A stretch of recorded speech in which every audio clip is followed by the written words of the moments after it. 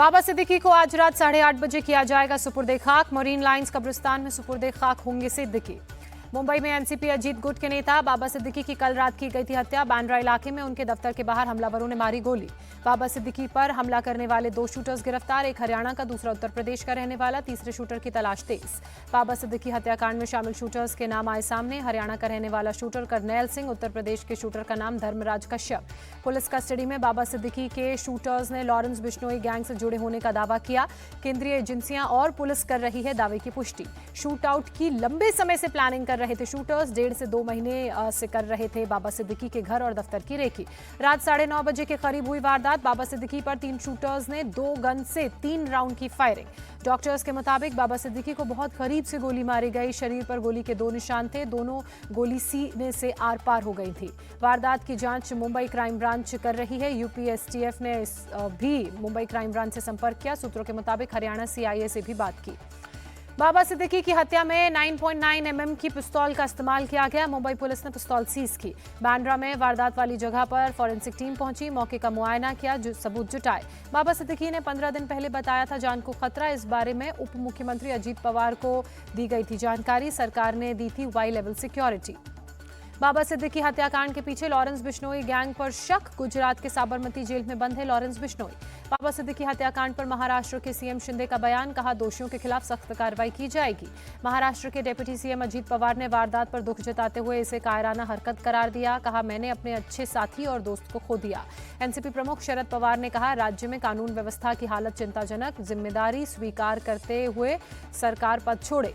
राहुल गांधी ने कहा यह भयावह घटना महाराष्ट्र में कानून व्यवस्था को पूरी तरह से ध्वस्त कर रही है और ये उजागर भी हो रहा है। सरकार को जिम्मेदारी लेनी चाहिए। बाबा सिद्दीकी हत्याकांड पर कांग्रेस अध्यक्ष मल्लिकार्जुन खड़गे का बयान, कहा महाराष्ट्र सरकार हत्याकांड की निष्पक्ष जांच करे, दोषियों को सख्त से सख्त सजा दी जाए। महाराष्ट्र कांग्रेस अध्यक्ष नाना पटोले ने शिंदे सरकार पर अपराधियों के संरक्षण का आरोप लगाते हुए कहा कोई सुरक्षित नहीं है।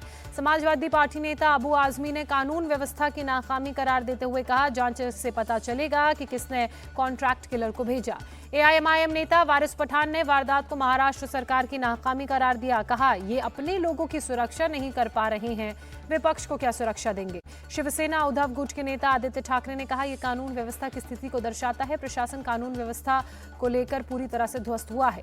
बाबा सिद्दीकी के परिवार से मिलने सीएम एकनाथ शिंदे लीलावती अस्पताल पहुंचे। डिप्टी सीएम देवेंद्र फडणवीस और अजीत पवार भी लीलावती अस्पताल पहुंचे।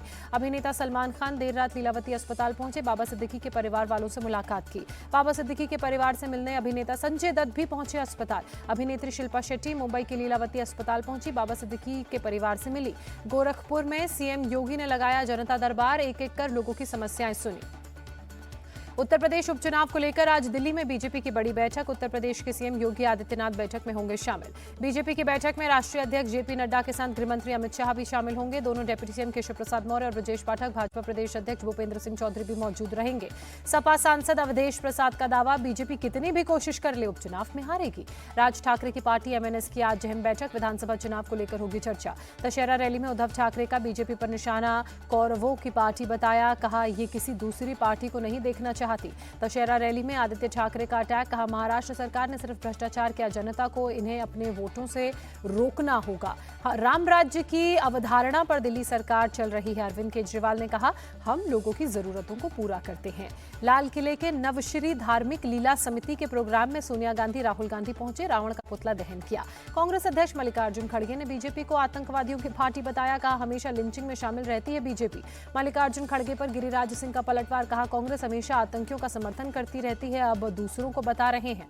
कौशाम्बी में मूर्ति विसर्जन के दौरान इमाम चौक पर गुलाल उड़ाने से 2 समुदायों में विवाद, झड़प में 4 लोग घायल, अस्पताल में कराया गया भर्ती। नाराज लोगों पर इमाम चौक के सामने मुस्लिम समाज के घर पर ईंट पत्थर चलाने का आरोप, ग्रामीणों ने कहा इमाम चौक अवैध रूप से बनाया गया है। दिल्ली में 90,000 लोगों को राशन कार्ड नहीं देने की जांच होगी, एलजी के सक्सेना ने दिया आदेश। राष्ट्रीय बाल आयोग के चीफ प्रियांक कानूनगो का बयान, मदरसों में बच्चों के अधिकारों का हनन होता है, पूरे देश में मदरसा बोर्ड को बंद कर देना चाहिए। पटना में गांधी मैदान थाना इलाके में मूर्ति विसर्जन करने जा रही डीजे ट्रॉली की गाड़ी ने टक्कर मारी, नाराज लोगों ने गाड़ी के चालक को बुरी तरह से पीटा। टक्कर से भड़के लोगों ने गाड़ी को भी नुकसान पहुंचाया, ईंटों से गाड़ी को बुरी तरह से तोड़ा गया। दिल्ली के नादिर शाह हत्याकांड मामले में दिल्ली पुलिस की स्पेशल सेल को मिली बड़ी कामयाबी।